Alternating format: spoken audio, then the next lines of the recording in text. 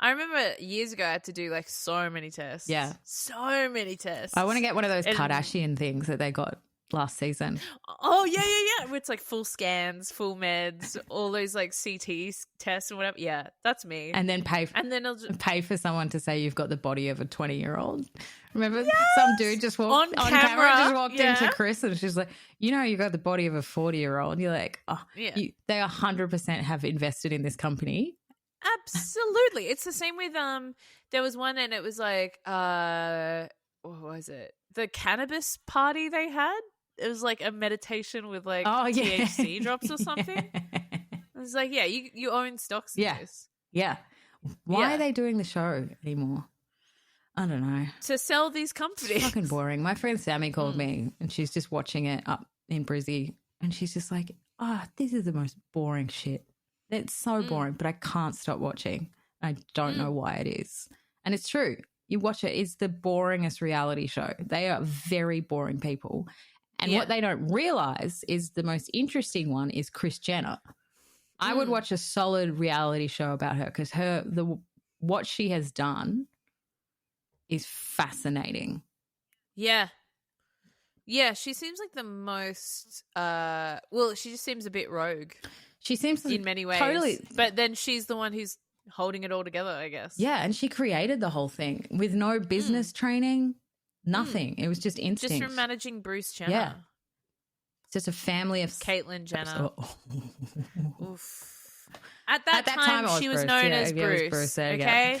So don't write your little emails in. I'm an ally, I promise.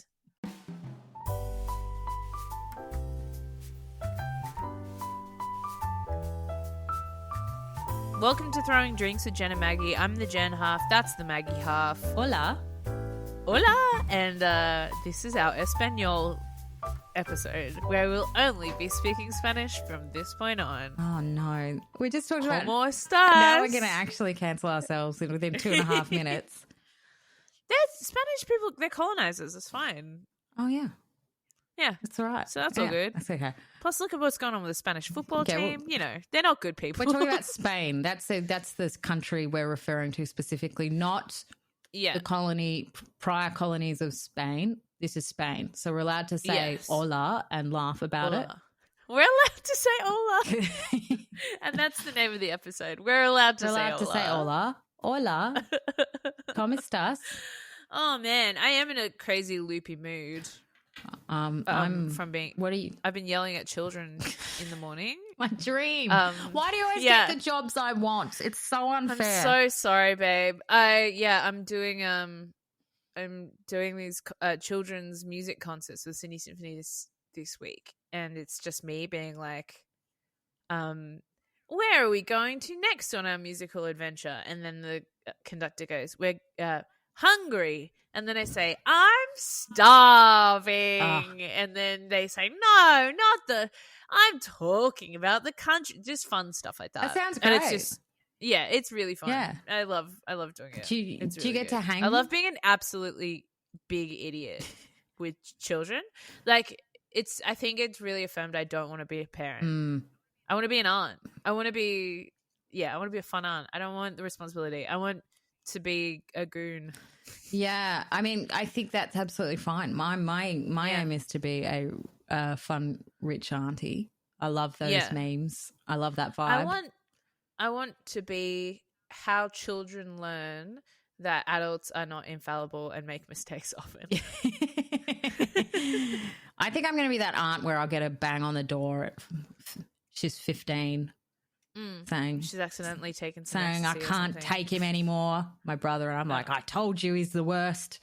He's like, take me in, Auntie Maggie. Actually, in fairness, I'm getting her to call me Zia, which I think is Italian for aunt, which I think is really classy and feeds into really Zia?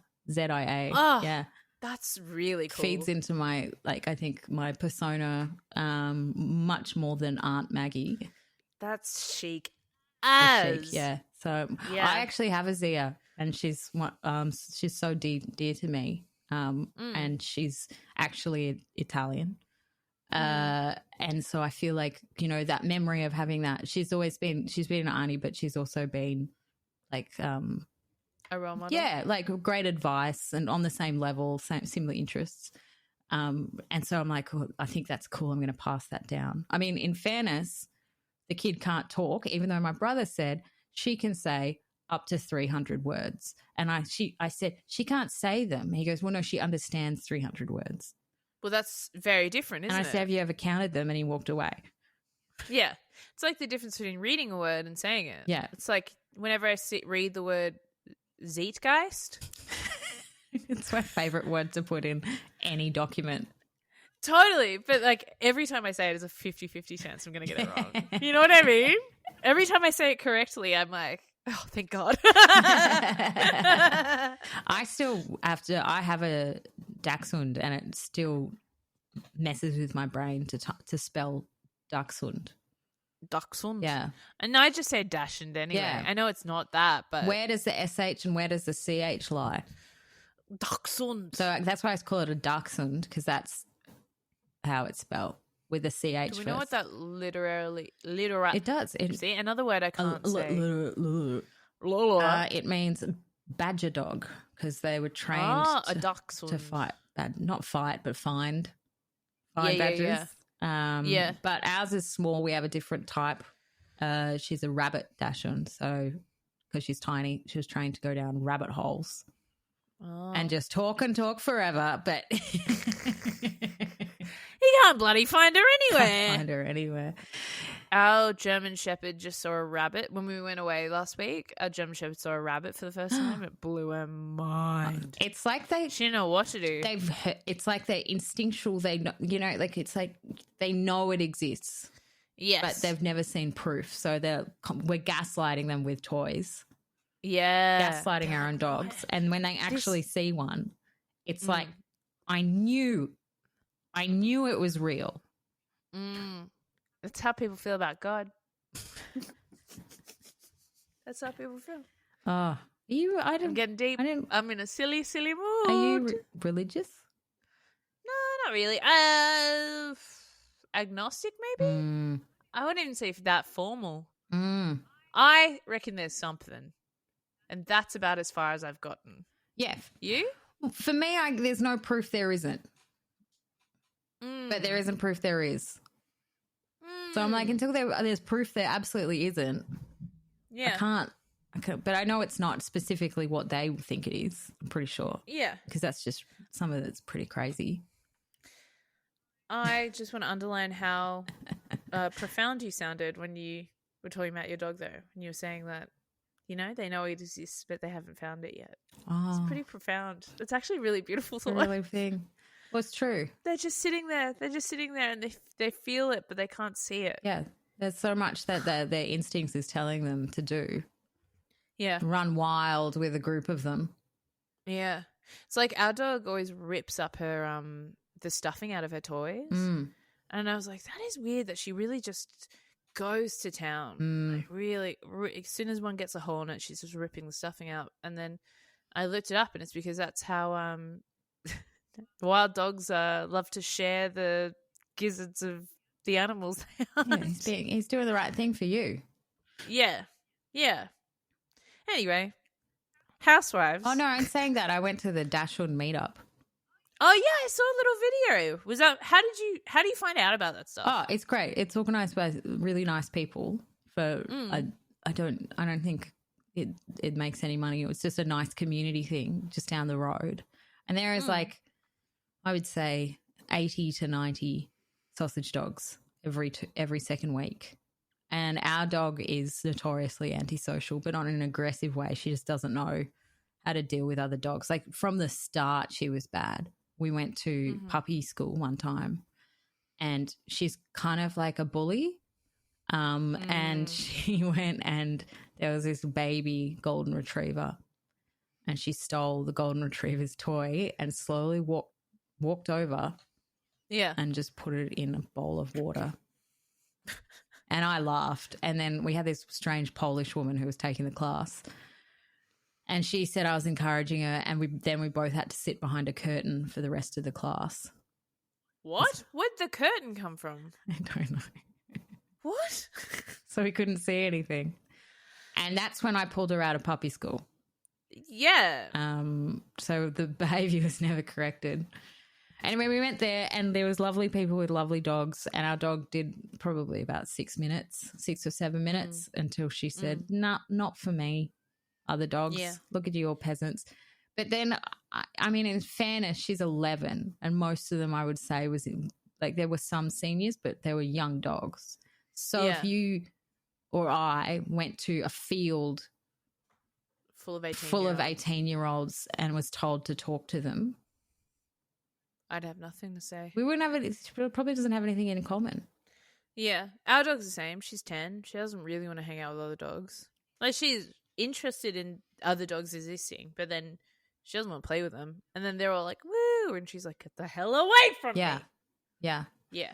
Our dog is, I was thinking it's like probably getting frustrated over their work ethic and trying to remember pronouns and, talking about music she's never heard of. The world's too crazy. The world's gone mad. You can't say anything anymore. That's our dog. Can't bark anything anymore. Yeah. It's gone, Pete. Well, the PC gone mad. You used to be able to pee wherever you wanted. Now they've got spots. They've got spots. You got to pick it up. Pick it up these days. Poos aren't white anymore. They're all coloured. We used to get food from a can. Yeah. Made of horses. Now we have to. This is a housewives podcast. I forgot to mention at the top of the show. It's not a Spanish podcast. It's a housewives podcast. It's a podcast for smooth-brained hotties like yourself and myself, Maggie. And we talk about all things going on in housewives. Some interesting news this week. Is this housewives news? Maybe. It's not confirmed, though, so I don't know if it's a headline. Throw it in throwing news. Okay. Because I don't think I have got much. So this is throwing news.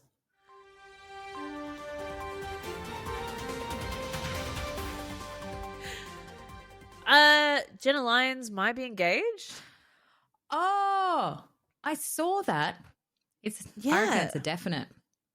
I think it's a definite too. So she was on Watch What Happens Live with Julia Fox, which, first of all, iconic duo. What a great duo of guests. I like Julia Fox. I think she's a great little weird celebrity cultural moment we're having. I love celebrities who like being famous. I don't like celebrities who are like, oh, it's so hard for me. She's like, I'm out there. I'm calling the paparazzi on myself. I'm giving you looks. I dated Kanye. It was fucking weird. Like, I like it. I like her vibe, and she's got cool things to say. But yes, so Jenna Lyons was on Watch What Happens Live, and Andy brought up the fact that there were a lot of pictures of Jenna with a ring on, and he asked her directly, "Are you engaged?" And she said, "Let's just say I'm happy." So I'm just like, it's a yes, because she would say no if no. And didn't she also go? Correct me if I'm wrong. So her girlfriend said, "Can you button your shirt?" And she goes, yes. "I'm buttoning my shirt when you put a ring on it." And so she put a ring on it with no confirmation that was an engagement. She just kept saying, "We're just very happy. We're very happy." Yeah. I feel like it's a yes. Yeah, good on her. What a year. What a year. What a big year. What a year. She's had. Big year for her. It's been a big year. That's my kind of headlines. You got any headlines? You were just reading the Jessel Vanity Fair thing. Rolling Stone. Rolling Stone. What was going on there? Well, it's just an absolute love fest. So I don't know if this chick is the PR queen of the world, but it's a photo shoot and like a really big article. It took me a long time to get to the end. And it was just basically saying a lot of the stuff we've been saying where, the fact she was punished for not having what is this kind of reality TV? Is this Housewives that we're punishing someone? Aren't we wanting to watch someone who and is of that level and that elite on our screens? Yeah. Or are we wanting to watch and also relatable people? Yeah, and talking about, we'll get into it with New York, but how they pitted it, how the girls played it completely incorrectly, thinking that Jessel would be the one everyone hated from the start and got it completely wrong. Do you think anyone on any, and I feel like there are different forms of reality, obviously. Mm. Do you think anyone's relatable, like can truly be relatable on reality TV? Because my feeling is no. I don't want reality. Even when you watch like a 90 Day Fiance or My what am I 600-pound thinking life. of? Yeah, that kind of thing. There's still, or even like one that I got obsessed with was Knife or Death. What's knife or death? It's people who love knives. and they make their own knives, and then they go on an obstacle course where they have to chop through things. It's kind of like it's kind of like Gladiator, but for people who are knife enthusiasts. That sounds like a 30, But even you that- know 30 Rock used to make up the shows that they used to put on Yes, during the summer. It absolutely, it's absolutely that. Like there's always an element of it that's not going to be. The reason I'm watching it is because it's not like my life. No, I don't want that. We're in complete agreement with this. I don't want to be watching my life. I don't want to watch a reality show about some cranky female comedy writer sitting in Brunswick eating ready meals. Yeah. Shooting off texts. Yep. But looking really good while she does it. Looking fantastic. How does she do it? Nah, I don't want to watch that shit. Yeah. I completely agree. Jessel's the one. Jessel's the one, though. They did say that they have she has a fan base called the Tank Tops. That's very funny. And she's thinking of making merch. I mean, I'm surprised she hasn't already. Yeah. Yeah. Also, did you see that Bryn's kind of come out and been like, I don't know why they didn't include any of my work on this season of Oh, yeah, they didn't, did they? Housewives. Yeah. Do you know what she does? No. She's a media relations expert. So she worked on like the BP oil spill, like media relations around that. Okay. She's worked on like some Dove campaigns and stuff like that, like and won a bunch of advertising awards. Yeah, we got like 10 she minutes talked in a a bit bookstore, about like, yeah, she talked a bit about getting yoga teacher training. She's like, yeah, that's a really good point. I hadn't even thought of that. I just thought she was some kind of publicist. Yeah, I mean, I guess kind of, but in a really interesting international context, not just she maybe did, that didn't fit I her can't remember the brand. name of her degree, but it's something like rhetorical communications was her major at. Well, in fairness, most of her stuff on the show has been rhetorical communication, just saying shit. But that's really good point. Good news, Jen. Yeah. Yeah. Do you have any headlines you want to share? Are you good? I'm good. I feel like there hasn't been a huge amount to do with the shows we're watching because I feel like it's all winding down a bit. Yes. I will say the Beverly Hills trailer looks phenomenal. Oh, yeah. Beverly Hills trailer. Actually, Ultimate Girls Trip trailer, teaser trailer for like the one with all the original New Yorkers dropped today, meaning Tuesday, so yesterday. Very excited for that. Yeah, that rocks. It's going to be so good. And it'll be nostalgic and it'll be great. I'm excited. Bring back Ramona. Fuck yeah. Yeah. Miss Ramona. Yeah. Miss those bitches. They're like old friends to everyone at this stage, I think. Look at me. I'm trying to take off the gel manicure. I've got just one little schmudge left on my thumb. Yeah. And it's everywhere else. It's so... It was doing well. This was from the wedding. And then I noticed I'd lost a chunk and there's no going back. But this was from Hum and Hing's wedding. Oh, wow. Yeah, so was that a month and a half ago? I'll tell you what. Disgusting. My gel manicure from my toenails grow so slowly. My gel manicure from my wedding, which was my wedding a year and a half ago, lasted 12 months. Wow. Yeah. But you know what? Toes are different, I think. Toes are different. Plus, when are you getting your dogs out? I'm not getting my dogs out anytime soon. Oh, I have them out. I had them out when I do. In public, though? Like where I could get exposure? Constant. Wow. I wear thongs in the coldest of weather. I used to be so anti raw dog that I would wear hiking boots. We're talking about toes, by the way. Yeah, talking about toes. I would wear hiking boots to the beach and I'd walk right to the water's edge and then I would unlace them and run into the water and then because I just didn't want anyone to see them. And now I'm ready. No, I'm not ready. I don't like anyone looking at my feet still, but I'm more comfortable. I've grown as a person. Did you ever get on any of those foot fetish websites that they do for comedians? I'm on Wiki Feet. I remember getting that fucking Google notification. Publicly. I tried to change the rankings because I had quite a poor ranking. And so I tried to get people to vote up my Wiki Feet rank. Really? I love this. Yeah, this guerrilla campaign to get your Wiki Feet up. Yeah. Well, how dare they? I was only on okay feet, and I just wanted good. I'm not foot proud, as I've said. I'm not a foot person. I know, I don't have the most beautiful feet, but I don't need strangers voting on it. That's so weird. It's there's real times that I'm so glad I don't have a public profile like you. And I'm just floating on behind the scenes. This is crazy, though. Who cares about a niche Sydney comedian who is only on Triple J for 4 years' feet? That's crazy. That's not a profile. That's crazy. Your feet have got a profile. My feet are more famous. Oh, good on you. Yeah. I think what I would like, honestly, and this is egregious and gratuitous, but I would like us to have more ratings on Apple Podcasts than my feet do on WikiFeet. I think that's fair. We've got some really fun. I think we're on 11 or something. We've got some really funny. If you don't know the podcast and you read the comments, you would not know what the podcast is.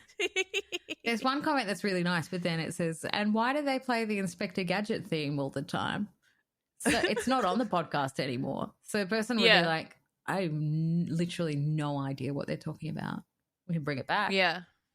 Bring it back. And there's some crazy shit on there as well. But there's some crazy shit. But give us a review if you want. Yeah, please. We love it. It helps us. It helps us grow. Send us an email. It helps We've got an email address. Much like my foot confidence, it helps us grow. That was throwing news. Yes.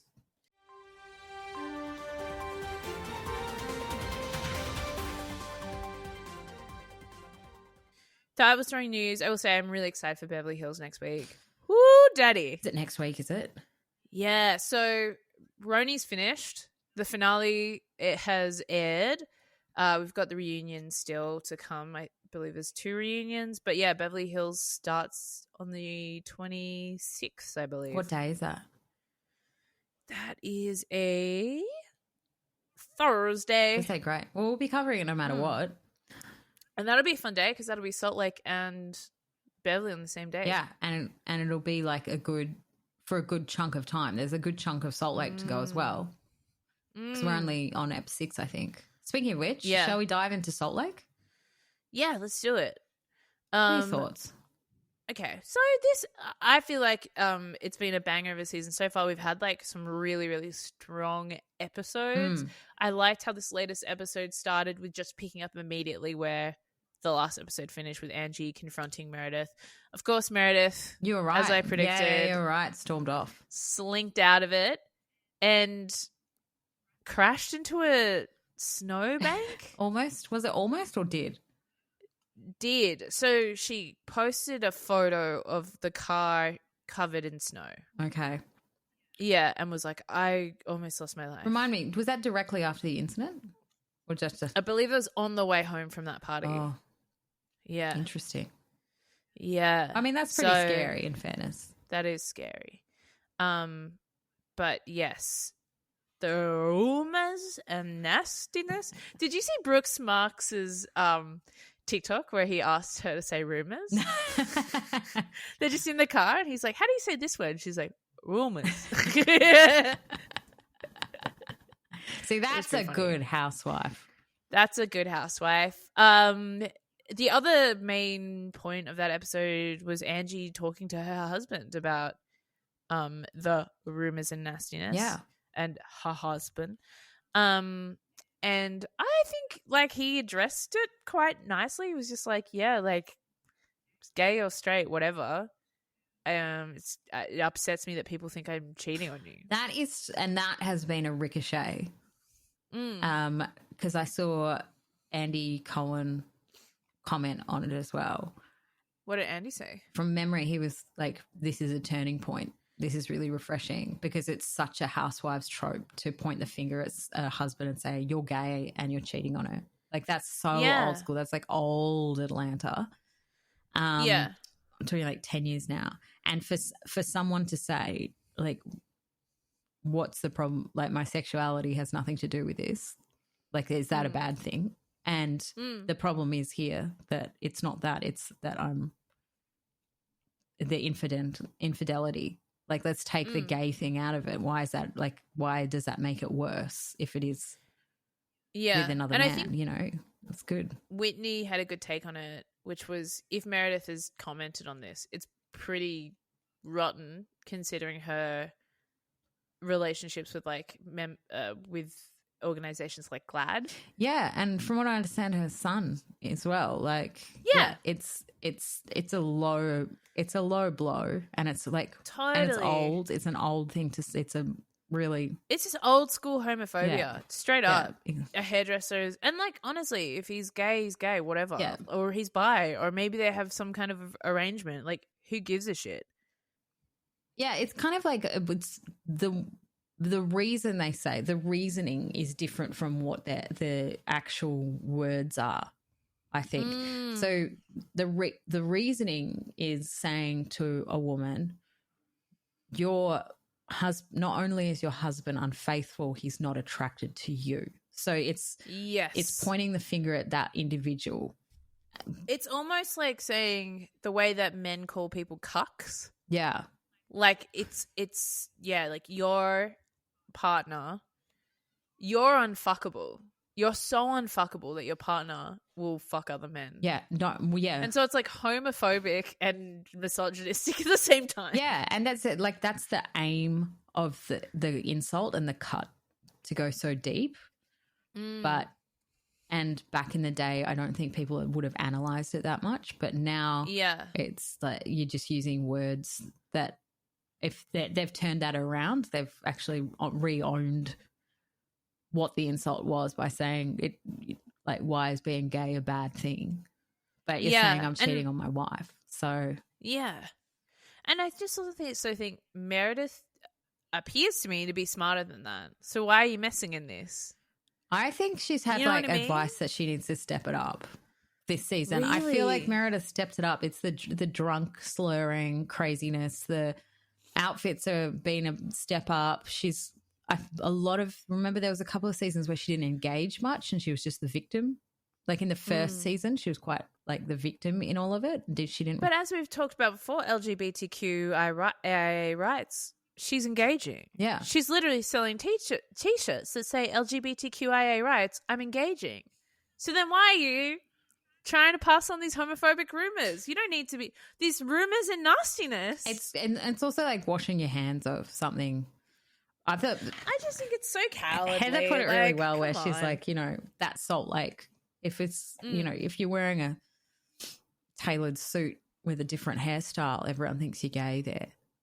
Yeah, and she wasn't buying into that part of the rumor. What do you think about the whole Whitney supporting Lisa's kid going on the Mormon mission, despite the fact that Whitney, you know, had to write a letter to get her name out of the book of Mormon or whatever it was? I think she just wants to. Do you think it's hypocritical? Yeah, I think she just wants to play nice with Lisa. Yeah, but you know, I think this will ricochet with Heather. She won't be happy with that. We'll point it out, but I don't know. Well, I think that's what they're setting it up, right? It's because, and like last episode, or the episode before last, I should say, Heather had that chat with her girls where she's talking about how her anti-Mormon status in the public has impacted her children.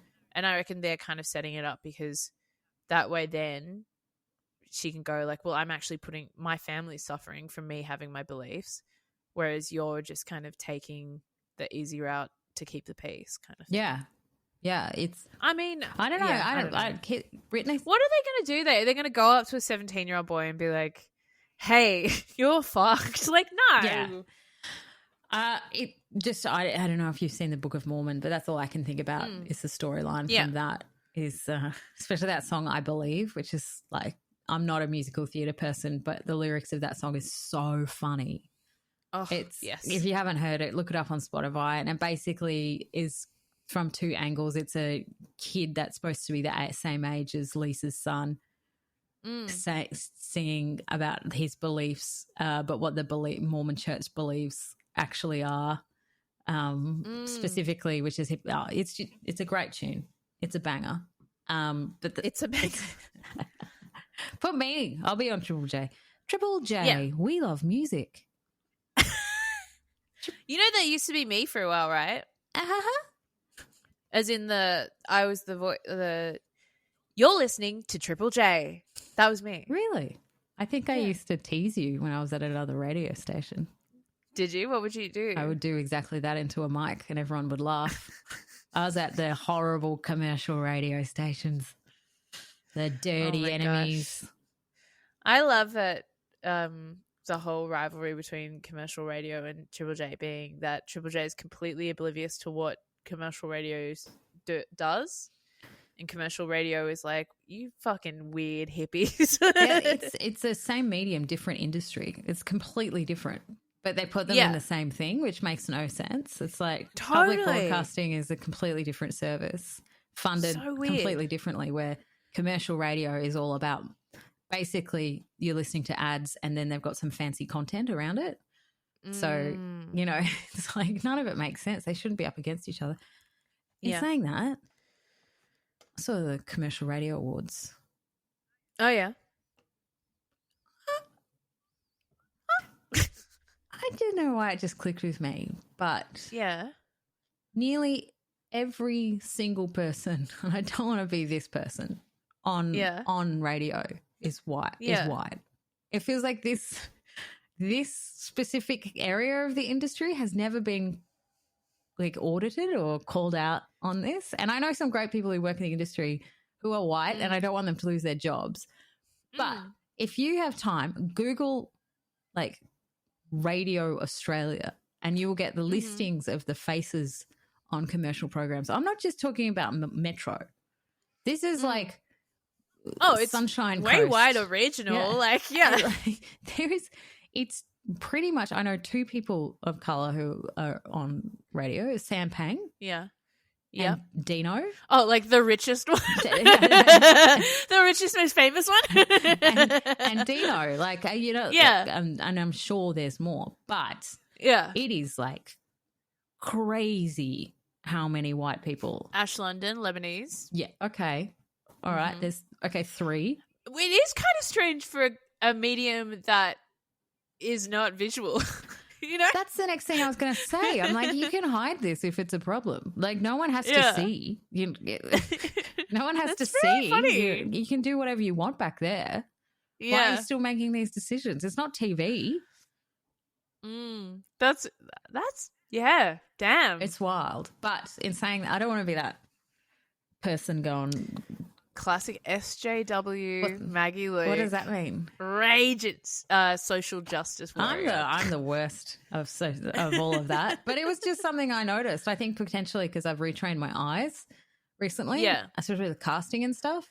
And then you see it, you're like, wait, when was this? It is interesting. It's literally the only part of the entertainment industry that hasn't moved radically from where they were 10 years ago. But don't you think it'd be so much... Even in a tokenistic way, it's not moving. Yeah. It is really interesting. It's absolutely stuck. Like, I worked in it in like 2010 to 2015, I think, 2011. Yeah. And it's just something back then that I never picked up on because I am a white woman trying to survive in commercial radio. It wasn't a conversation back then. No. In Australia it wasn't. But my eyes, like even looking at the pictures of like the production teams, dude, behind the scenes, all the bosses. I mean, it was interesting. I was at the ABC this week. But it was interesting because I was thinking about this because, like, when I was there, I was probably one of 3 people of color at Triple J. Mm. And now it's, like, way more diverse, like, in front and behind the mic. And I was, and even just, I remember when I used to walk into ABC and there would be no people of color at all. It was just white people everywhere. And it's interesting that it has changed a bit. Obviously, not enough. I don't know why we're restricting ourselves to this. You've got some millionaires from the eastern suburbs of Sydney.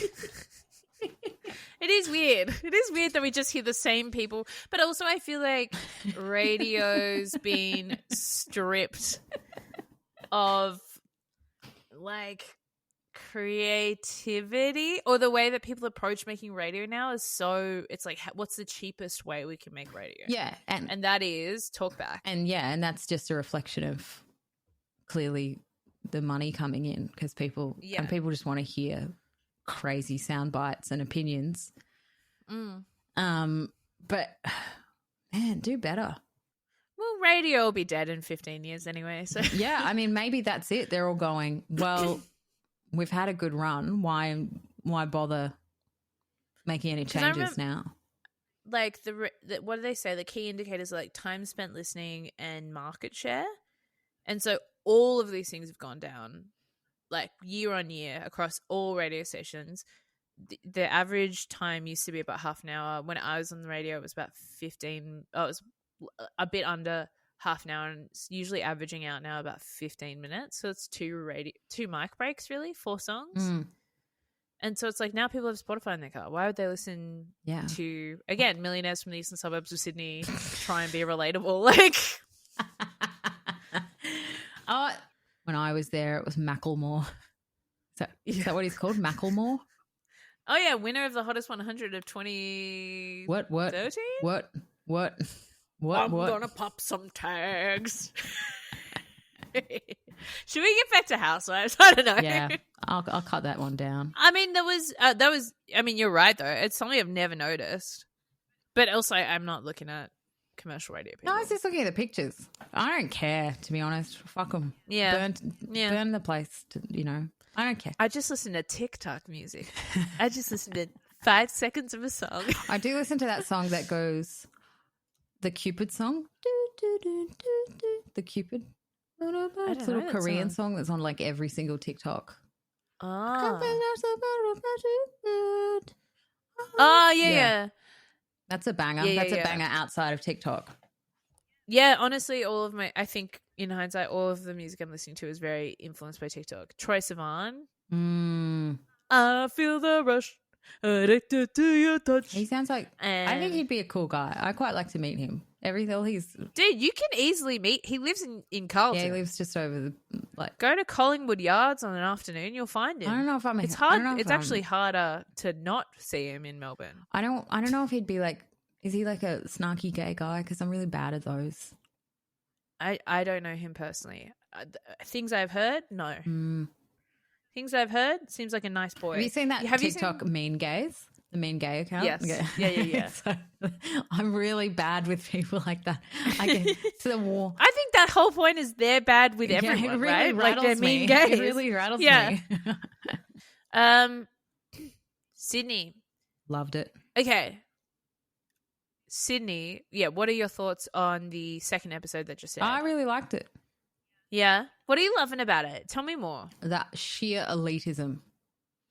It's a different kind of elitism, isn't it? It's different to Melbourne. It's hardcore. The Vaucluse houses, dressing up to buy spices, the level of wealth and kind of removed from reality in their own worlds. Somehow this camera's gotten in.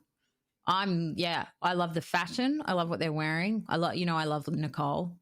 I think Chrissy's really bringing it this season in a different way. Yeah. Has she become kind of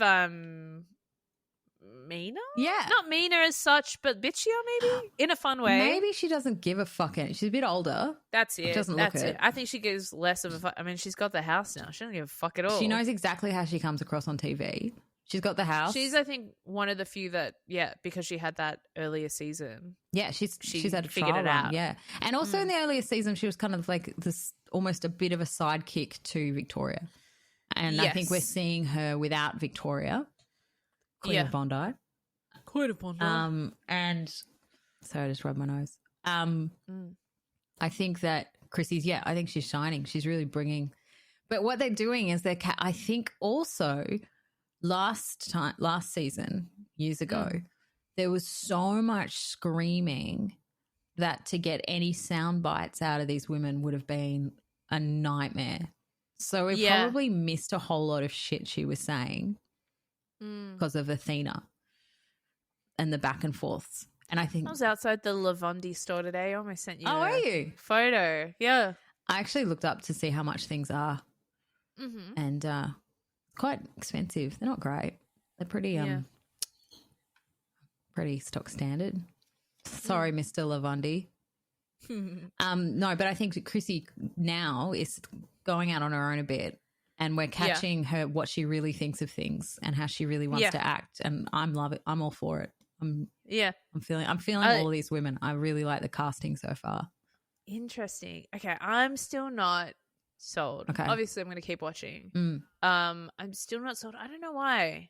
I'm loving Terry Bibbs. She reminds me of Lisa. She reminds me of LVP in a way. Just the way that she's just a little bit untouchable. Yeah, she's definitely the ring in that they've gone, don't worry.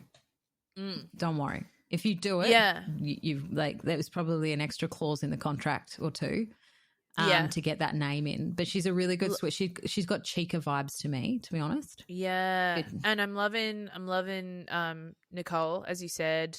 Chrissy, I am fine with. Chrissy's hilarious. Did you hear what she actually said? That soundbite, what she said to her daughter? Oh yeah, because once you go black. What the fuck? She was like, I say all the things to my daughter. Like she's I've never filtered myself. Such as once you go black, you don't go back. Go back. As if these people have ever met a black person in their life. Yeah. And has she gone black? Because she went back. Like, how does that even make sense? That's the kind of stuff that you're like, this is wild. That's the kind of Lydia Schiavello kind of sound bites of it is interesting. Like, it's like we've talked about how with New York, like they're so aware of how they're so self-aware that self-conscious rather than self-aware. They're definitely not self-aware in New York. They're self-conscious of how they come across, whereas these women are not. No. But they're confident. They're confident. So they say their wrong opinions loudly, which I respect more than the women of New York who have no opinion loudly. I also feel like Nicole is a little bit holding back because she put everything into that last season. I feel like that energy has switched with Chrissy. So Nicole is a little bit self-editing at this stage, but that might change. Her fashion is incredible. Yeah, she's killing it. I love it. Yeah. I like that we've had 2 episodes with 2 saxophones. Yeah. What's going on? Is this a thing? Is it someone's cousin? Like, is someone at Matchbox owe someone a favor? Just like getting them on every episode? I want to keep account of how many saxophones, because it's 2 for 2 currently. Saxophones are so funny. From my memory, Georgia Love, who was on this podcast at her wedding, it was pretty epic. They had like a castle thing in Tasmania, and at the top of the window, out of nowhere, came a saxophone player playing One Day More by Les Mis. That's so funny. For everyone. That, I think, was my memory. One Day More. I was very drunk. So I'm making all of this up. But Ben and I were like, what is happening? Because she's obviously a massive musical theatre fan, but the saxophone was like the element that caught me off guard. And That's so funny. Sorry, I just unplugged my laptop, but I can hear you. I'm plugging myself in. She's plugging herself in. No, but I was just saying this, like, I'm all for a surprise saxophone player. I'm just baffled by it. I just think it's really funny, and I reckon someone I feel like I'm going so conspiracy theory on this season. I feel like it's an inside joke Mm, with one of the producers, and I also think that they're trying to evoke elements of the first season without explicitly saying it. For example, Kate's date is at the Finger Wharfs, where the famous Persian party happened. oh. Now, we didn't talk about Kate's date, the Joe Rogan fan. Feels like it's too set up. I'm pretty sure he's a comedian. Like, I feel like I've seen him around. Okay. There was a definite red flag. The Joe Rogan of it, like the ice bath stuff. Yeah. I just feel like it's but then on the flip side, that's very Bondi. They're out there. Like, Is if Bondi you want to Joe meet, Rogan-y? oh yeah, because it's all alt-right wellness people. Hmm. So you know how like wellness people, they go from like, yeah, you know, like I like to meditate and I like to do yoga, and then they go like, I like to do my own research about the vaccine, to like, Okay, that's the gateway. Yeah, it's the gateway. exactly. Into it. And it goes all the way to, so we're on a spectrum, I would say, of like that guy, Joe Rogan guy, to like Caroline. Because I wrote myself a note being like, Caroline seems so conservative for someone who goes to Burning Man every year. Yeah. Like, Burning Man's about like, you know, no class, no money, everyone just having a human experience together. It's an artistic happening, you know. No, it's for billionaires in RVs. But then she's like decrying like body diversity and stuff, and like how women should be stay-at-home mums and they shouldn't work. Yeah, Like, it was just like, what is this? I will say, huge balls on Kate to like enter a conversation with a table full of mums. Yeah. About motherhood. Like, yeah. And I mean, like, she has a I wouldn't. No. I certainly wouldn't. I've been at tables like that, and to be honest, it's keep your fucking mouth shut. boring. Is what you do. Yeah. I didn't give a do what you want with them. You that was your choice. But I did think it was funny. Actually, her argument was her own experience with her mother. Yeah. But it sounds like, but then she went to say, she said, my mother didn't look after me, she worked a lot. But then she went to say, but they did all these awful things. But that doesn't necessarily relate to her mother working while she was growing up. What do you mean? So what did she say? So she was saying that I had bad parents. And she started saying, like, I don't agree with this because my mother worked growing up. All the time. And I grew to resent her or something. Yeah. But then she kind of like stuck on, and they were bad parents because of ... Yeah. But it sounds like there was a whole lot of stuff. It wasn't necessarily just her mother working all the time. Yeah. I don't think you can equate. Listen to me, I'm jumping in. I don't think you can equate. I think if you're a bad parent, you're a bad parent whether you're working or not. You know, like I think it's completely different. You can't put that label on someone whether they choose to work or not. And then also, like, Chrissy getting personally offended by that. I'm like, both of you are getting offended by something that actually has nothing to do with the other. Yeah. Kate's experience with her own mother and her own family actually has nothing to do with the rest of you working.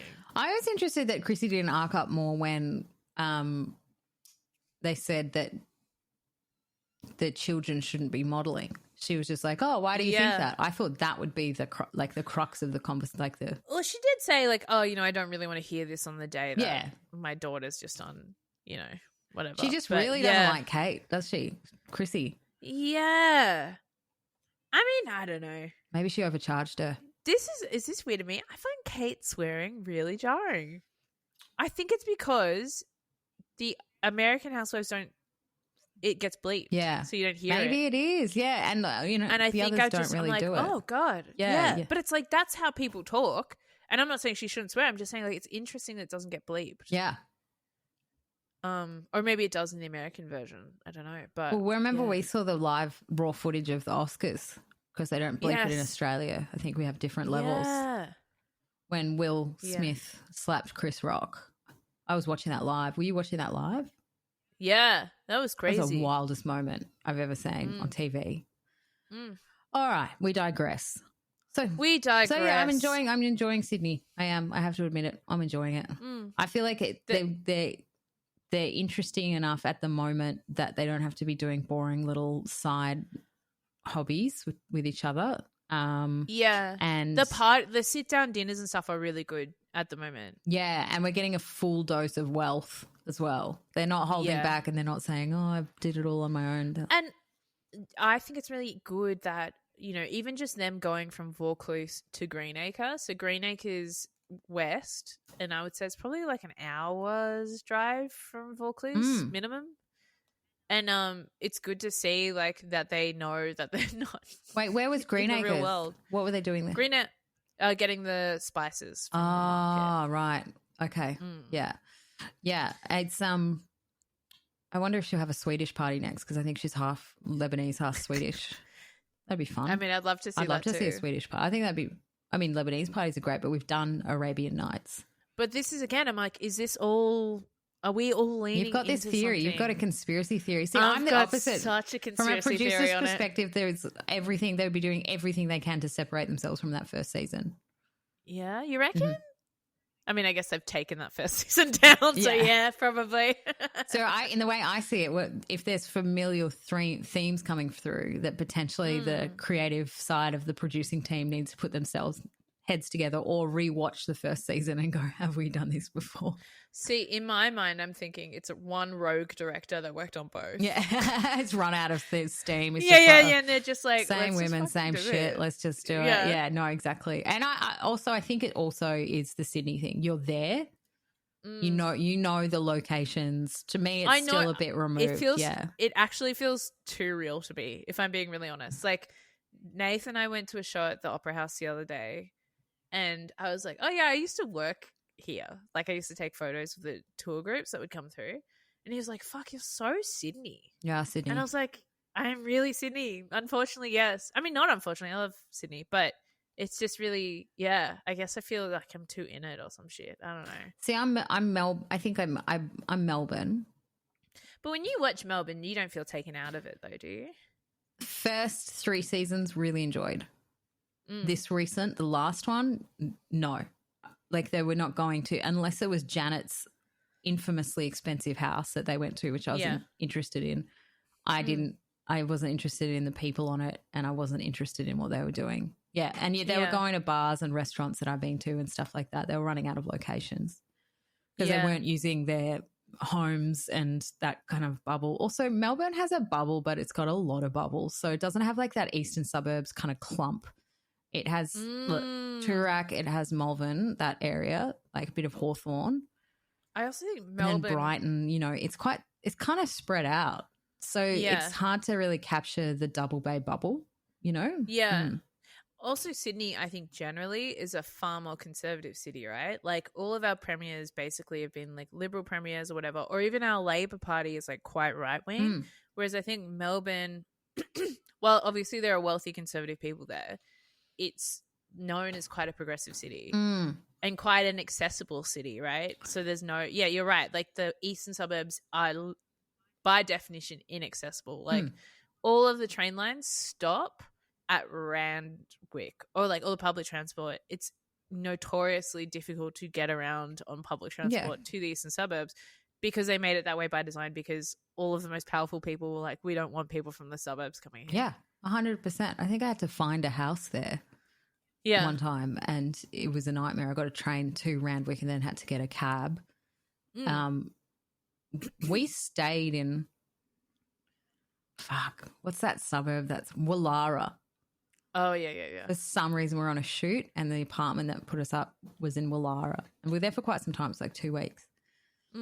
And it was a different world. We stood out like a sore thumb, wearing our flannies and walking around. There was a Range Rover with the number plate Bank parked outside of, what's that gallery that was in the last season we talked about? Oh, John Olsen. I think the John Olsen gallery, Bank was there. And I was like, we're not in Kansas anymore. Country. This is, I can't even try to dress because my hair will never look like these women unless I go to the salon once. Yeah. Or twice a week. Yeah. It's actually super. I've really been unpacking it in myself. Like, I remember when I was growing up, like, my dad, when I would go to things at the Opera House growing up, I remember my dad was like, you can't wear jeans to the Opera House. It's not done. It's not proper. It's the Opera House. You have to wear trousers or a dress. You cannot wear jeans and sneakers. And he was appalled. And it's not because he's posh, but just because there's that kind of formality in this city. Yeah. You know what I mean? Yeah. Like the idea that you have to meet the city's expectations rather than the city being for you. And I think, in fairness, that's a key difference. Yeah, no. In fairness, my grandmother used to make us dress up to go to town. But that's because maybe it's just an old school thing. Maybe. Well, she said to me one time, I don't know whether you're wearing pajamas or clothes. As a tween, I was a tween, which was fair. I was probably flicking around. I was growing boobies. I was getting curves. You don't know. You don't know what to wear. It was the noughties. It's like horrible time to be alive, honestly. Instagram. We didn't have like brands. We just had Perez Hilton telling us that everyone's fat and a slut. I don't need that from my grandma. Every day. Yeah. Speaking of sluts, should we go on to New York? I don't know. That was a terrible segue. Didn't we already talk about New York? No, we didn't actually. No, we haven't really covered it. It was the season finale. Just came out yesterday. Went out with a whimper, not a bang, I gotta say.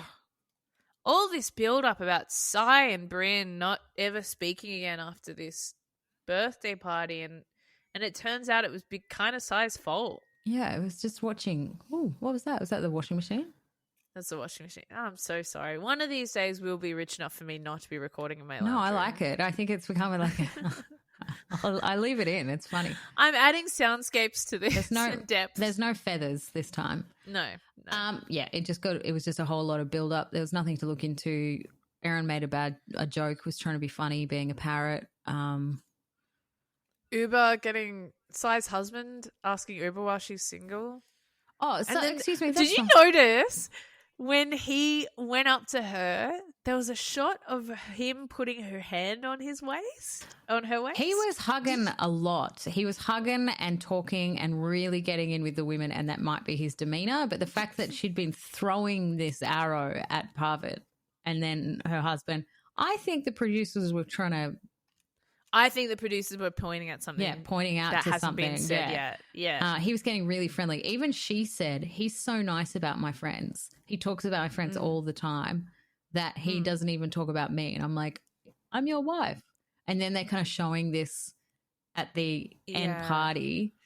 It's just, the whole thing was weird. And like the end at Bryn's party when she like lined everyone up awkwardly at a bar. Like to say, can you just say something mean? Because clearly a producer's like, look, it's 10:30. Yeah. Like nothing's happened. And you've got to say something. You're all avoiding each other. Yeah, we put you in this tiny room with balloons. Nothing's happened. So obviously Bryn's been like, why do you hate each other? And then. What I would like for my birthday, hey, Maggie, by the way, my birthday's next month. And what I'd like for my birthday is for you to ruin my birthday party by insulting people. Yeah. Why does everyone hate each other? Just going to turn down the music and talk about this. It was just, and size. And also, if you're a part of that central group, if you just got invited to Bryn's birthday party and you're one of her mates from work or something. Yeah. They were there as well. Where were they? Yeah. I don't know. What are they going to do? They're just going to sit at the bar and listen to everyone else bitch about each other? And it seemed to me that Sai's husband had no dramas with her being labelled as incorrectly bipolar as well. Yeah. He was just like, whatever. Incorrectly? Or, she didn't say it was wrong. It's a family trait. But her behaviour isn't really bipolar. It's just an angry person. No, it's, objectively offensive to say someone has bipolar if you are not their medical professional.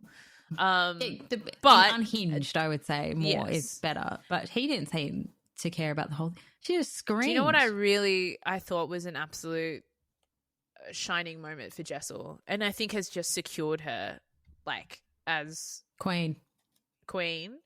Her gentle parenting Sai through a tantrum. Yeah. Sai, don't yell at me, Sai. Don't yell at me. I'm fucking angry because I have to fucking yell at you because you don't understand. Don't yell at me, Sai. Don't yell at me. Yeah, she knew she was right with it, and Sai had completely lost her cool, lost even the reason. There was 6 scenes beforehand of Sai just saying how much she hated this woman. But Yeah. the thing that really... And then the nonchalance of her then talking to, when they finally worked all this shit out at the party, and her being like, Jessel, I don't hate you. I just think you're a fucking annoying bitch sometimes. As if that's like, again, like a funny, quippy little thing to say. It's like, you just lost your shit at her over nothing. You just accused her of lying over nothing. You just accused her husband of cheating on her over nothing in front of him. Like, what? Yeah. Anyway, sorry, I interrupted you. What were you going to say? No, I agree. I feel like we were talking about the Kardashians earlier. And this is a similar thing they do, which is so boring to watch. And it's when they, at the end, they go, we're friends, but friends are my family. And will always be they're family. not. No, some friends are just friends, actually. The storm off of Psy, like she's not, I actually don't think she's handling being on this show. From what I think she's trying to project that she's tough and she's okay with this, but I Unbothered. don't think she's quite figured out how it works. Where I think Brynn again dropped that bombshell because the producer's like, can you please just say something? Brynn's the producer plan. Yeah. And it was very evident in like the last couple of when she episodes was saying, you got to like, say something, Jessel, say something, you know. Jessel, you should confront her. She's got a bloody earpiece in. That's why she's got her hair out and the cap on so much. When she was talking to Jessel and Jenna the other day, and she's like, oh yeah, and Aaron and Sai were talking all this shit about you. Whatever. It's like, it's because she's the producer plan. Yeah, 100%. And they needed that, but I don't know. I felt like Uber genuinely walked off and said, I'm just not into this anymore. Uber has survived literally fleeing Somalia. Yeah. She doesn't need your creepy husband touching her. Yeah. Touching her. Yeah. And what's interesting is like, I wonder there was that, like, they had the Sai and Jessel had kind of a blowout, and then there was footage of them kind of getting along, but obviously very drunk. I wonder if they flicked that footage around. Yeah. Just to kind of appease it a bit. But when Erin came out as a parrot and someone's like, oh, finally she's got a sense of humour, that's your sense of humour? God, what are you, a cabaret? We already got prepped for it, that she was going to do it. What is this, Australian cabaret? No! Give her a show. Give her a show. Let her win the Barry. Anyway. Yeah. If you can cut that one out. But yeah, no. What a flop. Yeah, gosh. Oh, gosh. Erin, this is so funny. You brought a parrot costume to this party for some reason, just in case it came up. What a funny bit. They need to cut Erin and cut Sai. They are not fun to watch. They're not professional comedian. Do you know how insulting it is to me to see someone get props and be like, I'm funny because I'm wearing a funny costume? Are you jealous? Do you know how that's? I'm jealous because I have words in my craft, and I didn't realize I could just dress up as a bird. You do dress up as a bird. I do dress up, but that's my time.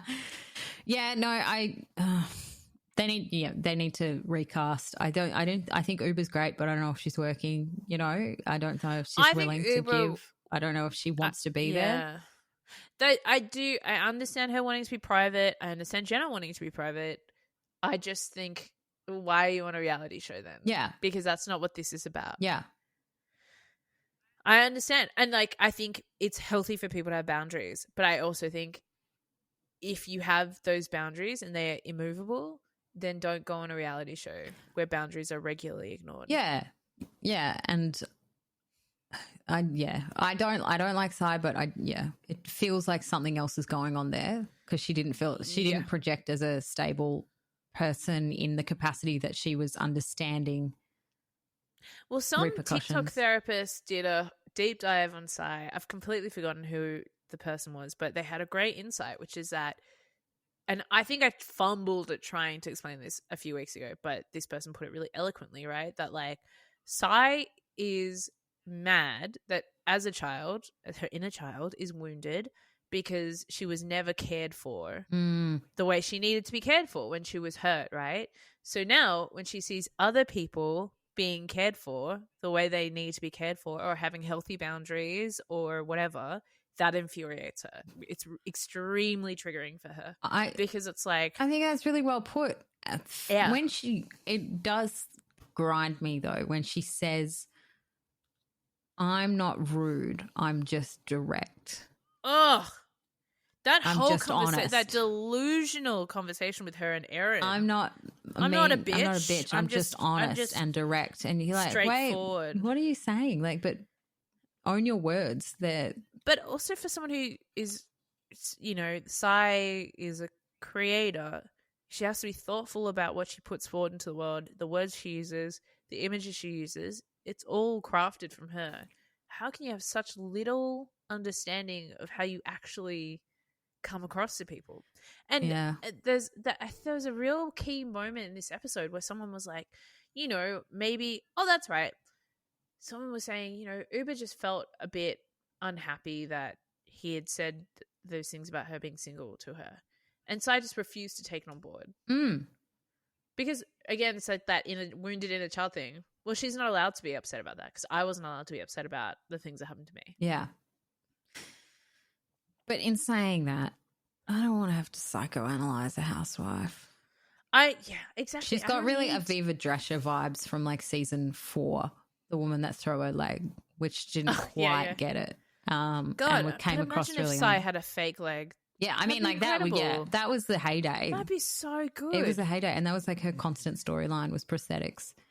Yeah, you can't write that shit. It was great. You really can't. And she went, did everything to be on that show. She threw everything at the wall, but including her leg and her dad. But it was really inauthentic. So it was obvious that she was, you know, producing it within herself. And that's what happened. The viewers just didn't like it. But I think they look back on it and be like, that was wild. And I feel reckon Sai's been sized. Oh, sorry, you go. No, sorry, you go. No, I was just saying Sai is trying to self-produce, has that everyone's going to hate Jessel. Hey, maybe some stuff's going on in the background. Maybe. But it's none of my business. Interesting, in that article we were talking about, they said when they mentioned a few things, and they mentioned the conversation about the kids' schools to Jessel and gave her the opportunity to confirm whether or not that was an edit to make her look bad. And Jessel goes, "Oh, no, that's all me," you know. And that's what they want. That's like, move oversight. You would grinding this woman about being inauthentic. Yeah, she just confirmed that none of that was edited, and that was completely authentic with who she is. So it's. I think that Bravo will jump on the Jessel train. They'll beg Jenna to come back and bring her fiance. Yeah. Uber and Bryn. But I don't know.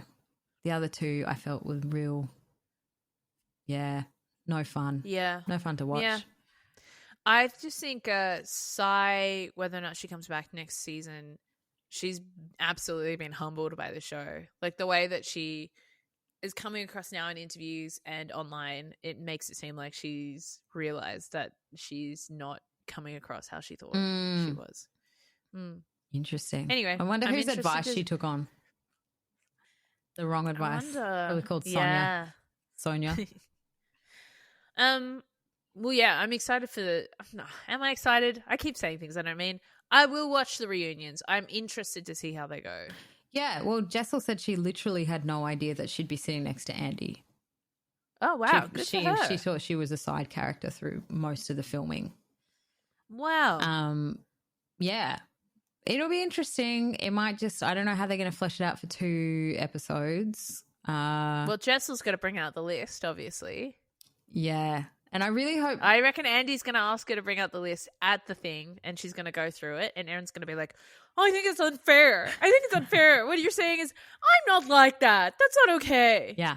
Well, by the time they recorded that, the whole Trump thing was out, so that'll definitely be... Okay, sorry. Did you pick up as well? I know we're going over time, but did you pick up as well in Erin's end kind of tile where they talk about, you know, blah, blah, blah. She's launching a mezcal line. What's a mezcal? Mezcal is like that. It's kind of like a offshoot of tequila. It's from like the same. It's like a liquor. We've talked about it before. We talked about it with Brody. Oh, but I was just like sort of on the nose for a Trump supporter to like be importing shit from Mexico. You gotta get over the wall. Import the alcohol, just don't let the people have any kind of agency. Throw it over the wall. Throw it all. Build the wall. But before you do, make some. Give me some your mezcal. Some mezcal. Well, that was a good episode. Yeah. Something happened. I guess they just saved it all for the last episode, maybe. Oh, well. You know our feelings on New York. Yeah. But there's lots. And, man, I'm excited to talk about Beverly Hills. Oh. It's going to be good. We'll have Beverly Hills, we'll have Salt Lake City, and we'll have Sydney, which is just some incredible stuff. To talk about. Yeah, I'm pumped. It's real. Beverly Hills, and I may regret these words. You can use them against me. Rarely it disappoints. All right. What's happening? That's happening. Thanks so much for listening to the episode. Sorry that we weren't with you on Friday. We're going to take a little bit of a break from the Friday episodes, but we will be back with more Housewives goodness, and we'll be excited about Real Housewives of Beverly Hills, and it'll be a good time. Yeah, it'll Maggie, be so good. Your thoughts, your feelings, your final thoughts? We're just really busy. I'm like, I've never been this busy in my life. Like, and this is my. Are you finishing your uni degree? Yeah. And this is my favorite thing to do. So this kills me to not do a Friday episode because it's literally the sunshine of my life. Yeah. But well, we will be back, and we will be figuring out more stuff we want to do. We just need to put it on pause while we fix our lives. Fix our lives. Listen, you've just listened to us for an hour. We're absolute wrecks of humans. We're not real people anymore. No. And we want to do it right. What a weird bummer of a way to end the episode. And we want to do it right, and we want to bring something really cool. And Friday, I'm just too busy. She can't do it. I can't do it, folks. I can't do it. And the podcast isn't a podcast without Maggie. It isn't. That would just be throwing. But we'll be back next week with so much to talk about because we'll have those reunions. But give us a like, give us a like, give us a message. Yep, pop a review up on the podcast app if you can. Share around the pod. We really do appreciate your support, and we'll see you on Monday. Bye. We're busy, but we're always on Instagram, so shoot us a message. Yeah, we're busy. But we're always scrolling. We're busy. We're too busy. But also, we'll reply almost instantly. Bye. Bye.